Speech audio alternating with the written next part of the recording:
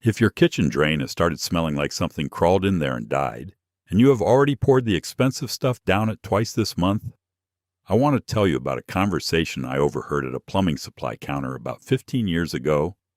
Two guys were waiting on a parts order, laughing about a house on their route. Same customer, same smell. 3 calls a year, every year. One of them said the guy was basically a subscription. The other one said something I have never forgotten.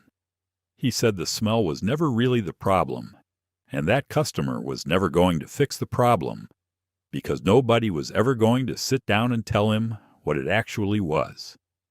I have been in this trade 35 years.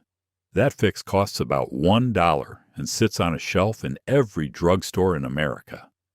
I am going to carry 1 brown bottle of hydrogen peroxide through your house, 1 room at a time.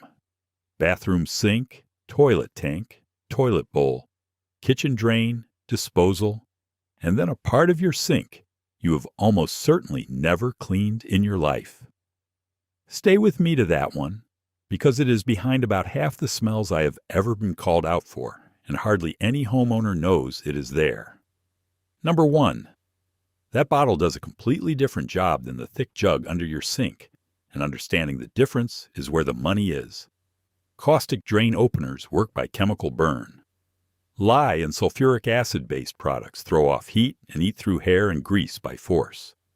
That is useful when you have a solid plug of hair in a bathroom trap and water is standing in the basin. It does very little for a smell. Hydrogen peroxide works by oxidation.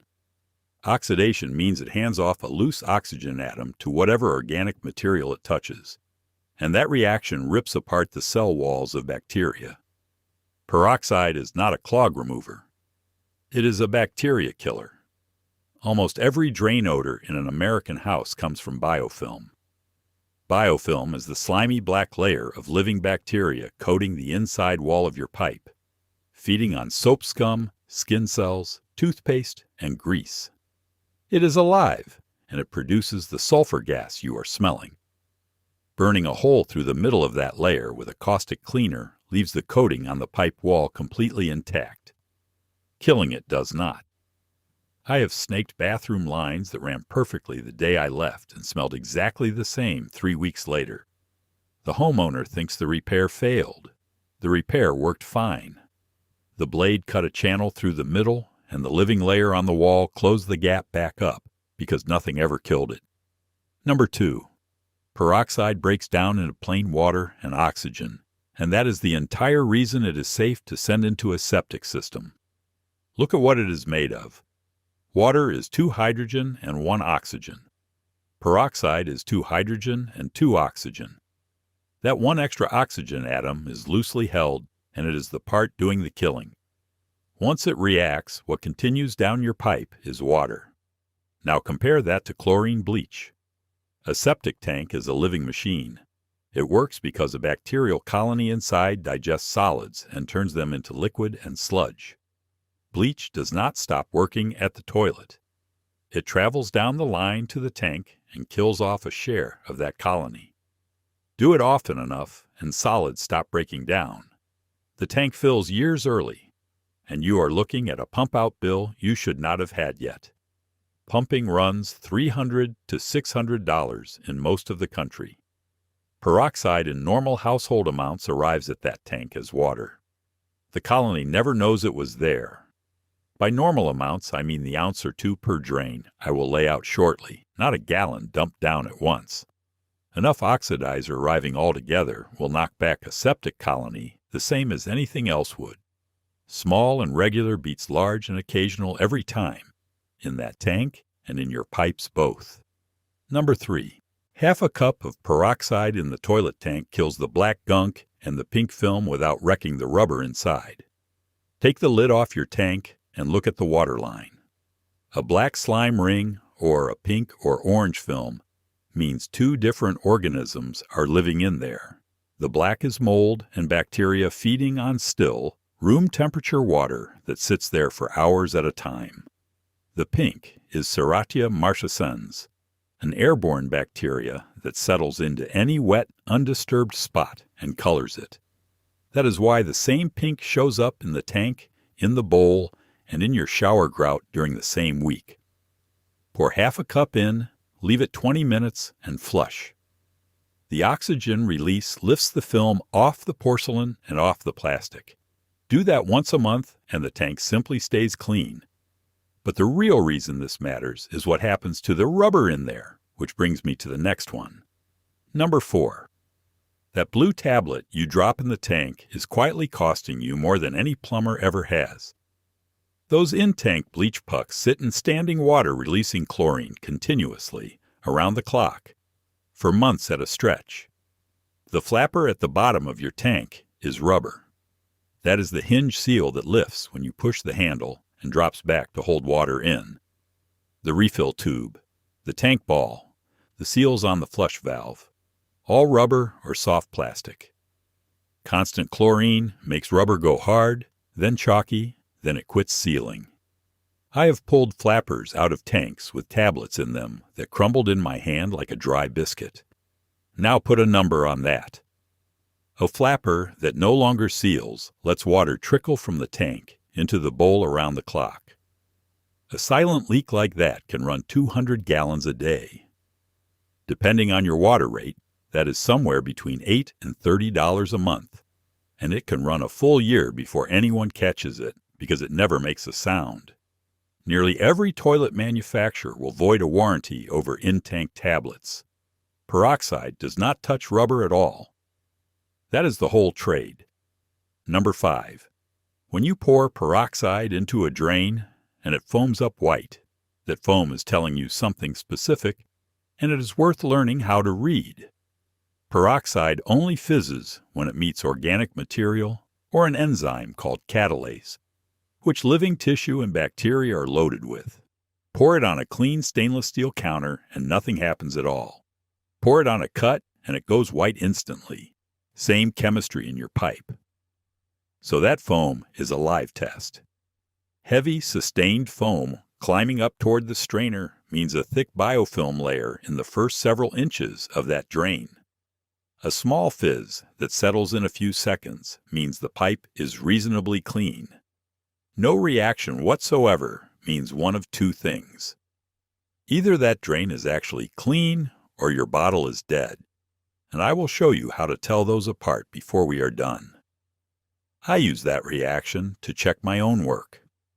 Treat a drain, wait a week, treat it again. If the second pour barely reacts, the layer is gone. Quick pause, since we are on the subject of money leaking out of a house quietly. I wrote a book called 50 Easy Plumbing Fixes that will save you $10,000. It is 50 repairs you can knock out on a Saturday with basic tools, and each one tells you what a contractor would charge for that same job. Scan the QR code on screen. Number 6. Peroxide mixed with baking soda makes a paste that pulls the ring out of a toilet bowl, and you can stand over it while it works. That brown or gray ring at the waterline in an older bowl is usually mineral scale with bacteria and iron staining locked into it. Bleach lightens the color and leaves the deposit sitting right where it was. The paste actually lifts it off. Shut the supply valve behind the toilet, flush to drop the water below the ring. Then mix about half a cup of baking soda with enough peroxide to get the texture of toothpaste. Smear it onto the ring with a sponge. Leave it 15 minutes, then work it with a pumice stone or a stiff brush. Turn the water back on and flush. The reason I prefer this to bleach in a small bathroom is the air you are breathing. Bleach in a room with the door shut and no window going will burn your eyes and your throat within a minute or two. Peroxide gives off oxygen and water vapor. You can kneel there and breathe normally. Number 7. An ounce or two down every drain in the house once a week means the biofilm never gets a chance to rebuild, and this is the part my trade has the least reason to advertise. Run the tap a second, pour, and walk away. Do it at bedtime so the peroxide sits in the trap overnight instead of getting rinsed straight through. The trap is that U-shaped bend of pipe under your sink that holds a little water and blocks sewer gas from coming up. Bathroom sinks, tub, shower, kitchen sink, floor drains, laundry stand pipe. The full loop takes about 2 minutes. Do not chase it with hot water, and do not run the tap behind it. Both of those, just flush your treatment into the main line before it has had contact time. The peroxide needs to sit against that pipe wall for a few hours to finish the job, which is the entire reason bedtime works so well. Now the money side. A drain service call runs $150 to $300 in most markets, and a homeowner with a chronic slow bathroom drain will make that call every year or two, forever. That is a business. A customer with a recurring problem is worth a great deal more over 10 years than a customer whose pipes stay clean, and nobody sitting in a work truck is going to talk you out of calling them. I am telling you anyway. 2 minutes a week from a bottle that costs about $1. Number 8. Peroxide deodorizes a garbage disposal properly because it goes after the source instead of perfuming the room. When somebody tells me the disposal stinks, they have usually been grinding lemon peels for a month. That covers it for an hour. The smell comes back because the source sits somewhere the grinder never reaches. Lift a corner of that black rubber splash guard at the mouth of the drain, the flap your hand pushes past when you drop food in, and look at the underside of it. There is a coat of gray sludge under there that never sees a grinding wheel. Scrub the underside of that flap with an old toothbrush and peroxide. Then, with the disposal switched off, pour half a cup down the chamber and let it sit 20 minutes. Run cold water and the unit for 10 seconds. I have killed disposal smells in houses where the homeowner had already priced a replacement. A new disposal installed runs $250 to $450.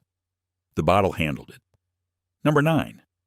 Your bathroom sink has a hole near the top of the basin that you have never cleaned once, and it causes a lot of smells people blame on the drain itself. That is the overflow. It is a channel molded into the back of the basin that catches water if you leave the tap running with the stopper closed and routes it down into the drain body below. Water passes through that channel every time the sink fills and empties. Nothing ever scrubs it. Inside is a black ring of the same biofilm we have been talking about all video, sometimes thick enough to close the passage part way. And it sits maybe 6 inches from your face when you lean over to brush your teeth in the morning. Fill the basin, let it drain, then use a small funnel and pour 4 to 6 ounces of peroxide straight into the overflow hole. Let it foam. Repeat once a week for 3 weeks, and that channel comes clean. A skinny bottle brush helps on the first pass if you can get one in there. Shine a flashlight in first. Some basins run 2 overflow openings feeding one channel, and treating only the one you can see leaves half the film sitting right where it was. Number 10. The bottle is brown for a reason, and the one under your sink right now is probably half dead. Hydrogen peroxide decays on its own into water and oxygen. Light speeds that up, heat speeds it up, and every time you crack the cap, you let in air and contaminants that speed it up more. The brown plastic blocks light. That is the only reason it is that color. An unopened bottle holds strength for roughly 3 years. An opened one starts losing potency within months. And a bottle that has been sitting in a warm cabinet since you moved into the house may be very close to water. Test it in 5 seconds. Pour a capful into a sink drain and watch. Good foam means it is alive. If it just runs down clear and quiet, throw it out and buy another. Get small bottles instead of one big one. Keep the cap tight and store it in a cool cabinet away from the window. And never pour it into a clear spray bottle to keep it there. Light will finish it off in days. Number 11. 3% is the only concentration that belongs in a house, and the stronger stuff sold online will hurt you. The brown drugstore bottle is 3% hydrogen peroxide and 97% water. That is household grade, and everything I have described in this video assumes it. Then there is 35% food-grade peroxide, sold by the jug as a concentrate. The number sounds like a bargain because you can dilute it yourself. A drop of that on skin turns the spot white and burns, and the burn goes deep. It will take the finish off a countertop. Vapor coming off an open jug damages your lungs. It wants goggles and chemical gloves, and it has to be stored away from heat, because concentrated peroxide can react violently. There is no drain job in your house that 35% does better than 3%. Nothing gets saved. You would just be handling an industrial oxidizer at your kitchen sink to clean a P-trap. Number 12. Two things must never be combined with peroxide, and one of them gets recommended online constantly. Do not mix peroxide and vinegar in a container, and do not pour one on top of the other into a pipe holding standing water. Together they form peracetic acid. As a diluted splash on a counter, it is a mild irritant. In a sealed bottle, or in a closed pipe where it concentrates and has nowhere to go, it is corrosive to skin, lungs, and eyes, and it will pit metal. Plenty of cleaning blogs suggest keeping both in one spray bottle. Please do not. Do not combine peroxide with chlorine bleach either. That reaction dumps oxygen gas fast enough to push liquid back up out of the drain at you, and you get the chlorine exposure on top of it. If you have been using bleach in a drain and you want to switch over, run cold water down that line a full 2 minutes first, then give it a day. Same rule for the toilet tank. Pull the tablet out, flush 3 times, then start with peroxide. So let me put the whole thing in one frame for you. A brown bottle of 3% peroxide costs about $1. A jug of enzyme drain treatment runs $12 to $18 and wants repeating every month. A drain service call runs $150 to $300, and it clears the blockage without touching the film that created it. Here is how I decide, and it is simple enough to keep in your head. If water is standing in the basin and will not move, that is a physical blockage, and peroxide will do nothing for you. That is a plunger, a hand snake, or a phone call. If the water drains, but the room smells, or that drain has been getting a little slower every month, that is biofilm, and that is the bottle. If a drain has never been treated at all, run 3 or 4 ounces down it nightly for a week to strip the layer, then drop back to the weekly ounce to hold the line. One exception, and I want to be straight with you about it. If several drains in the house smell of sewage at the same time, or a gurgle comes out of one fixture when you use another, stop treating drains. That pattern points at a blocked vent or a problem in the main line, and no bottle on a drugstore shelf reaches that far. One more thing before I let you go, and this is what I tell people who own an older house. While you have the peroxide out and the cabinet under the kitchen sink is open, put your hand on the underside of the disposal and along the trap arm going into the wall. Any damp, any white crust, any soft give in the cabinet floor, and you have a slow leak that has been running for months. A drain leak is the cheapest repair in plumbing when you catch it at the fitting, and one of the most expensive after the cabinet base and the subfloor go soft. Check it the same night you do the weekly pour. 10 seconds, and it has saved my customers thousands over the years. One last thing, and then I will let you go. 50 Easy Plumbing. Fixes that will save you. $10,000 exists so that when something starts dripping at 10 at night, you already know whether it is yours to handle or worth a call. Scan the QR code on screen and subscribe to the Mark Silverbridge channel for no-nonsense fixes that keep money in your pocket.